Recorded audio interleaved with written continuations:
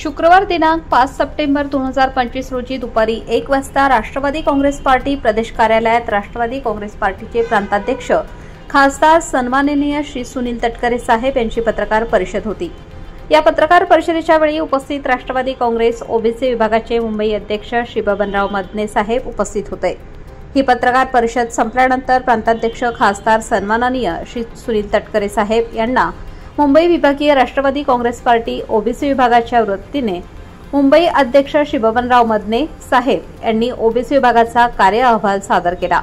यावेळी उपस्थित ओबीसी विभागाचे मुंबई उपाध्यक्ष श्रीमती स्वामिनीताई चव्हाण, मुंबई उपाध्यक्ष श्री महेंद्र साळुंखे, मुंबई उपाध्यक्ष श्री अर्जुन धोत्रे जी, उत्तर मुंबई जिल्हाध्यक्ष श्री विशाल संगारे तसेच यज्ञेश गायकवाड, ओबीसी उत्तर मुंबई जिल्हा सरचिटणीस अभिजित केळकर, ओबीसी उत्तर मुंबई जिल्हा उपाध्यक्ष वार्ड अध्यक्ष संतोष गायकवाड वरील प्रमुख पदाधिकारी उपस्थित होते।